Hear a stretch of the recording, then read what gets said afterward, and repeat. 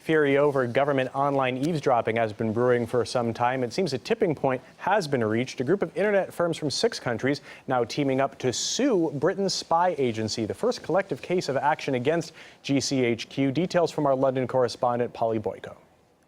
The UK government is effectively being sued by a group of internet service providers. They come from a number of different countries, including the UK, the US and Germany. Now, it is reportedly the first time that an internet host has gone to court over alleged government spying. Now, they say that Gchq is using malware or malicious software, as it's termed, in order to break into their networks and spy on their customers' communications online.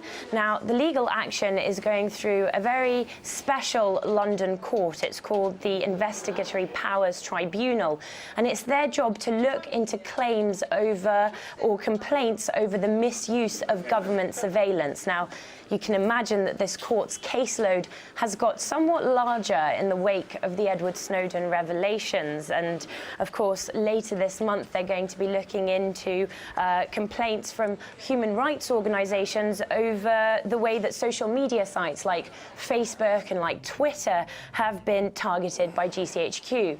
Now, 2 MPs have also sued the UK government through this court over claims that their communications were monitored as well. So, as I've just said, in the wake of the Edward Snowden affair, with the public debate still very much taking place over mass government surveillance, these fresh and unprecedented legal moves from the internet service providers are unlikely to be the last. Let's talk now with Cedric Knight from one of the firms behind the legal action, GreenNet, which styles itself as an ethically guided internet service provider.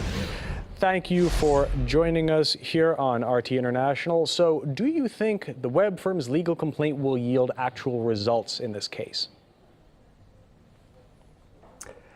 We're hoping for some progress.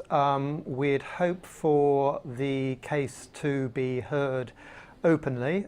Normally, the Investigatory Powers Tribunal doesn't give much details of its investigations, if any at all.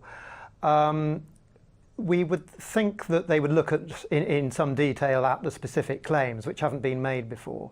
So that's, in our case, that Gchq have deliberately interfered in ISP's hardware. They seem to view it as legitimate to interfere with normal operations of a perfectly ordinary service provider.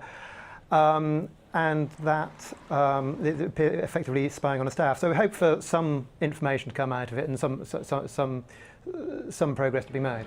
Is this about protecting the web users or protecting the internet companies, though?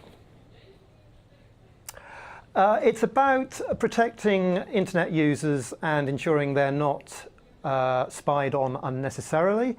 It is also about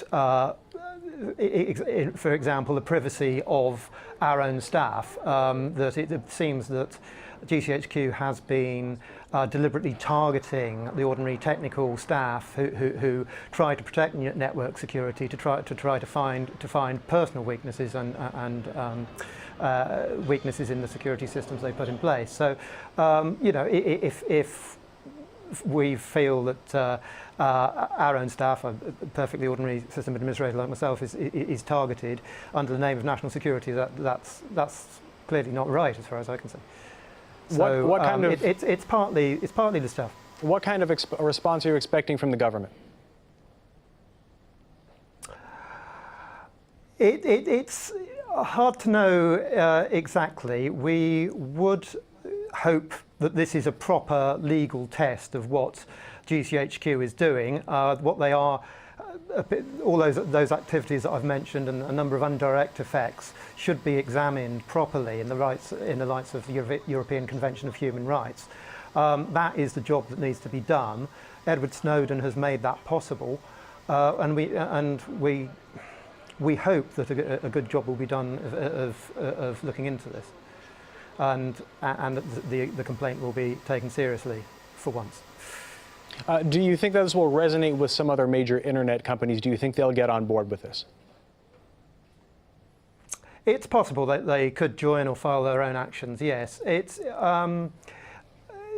we're a group of international of quite small internet service providers who are particularly concerned with human rights. So we're particularly concerned with freedom of expression and the rights of activists and so on.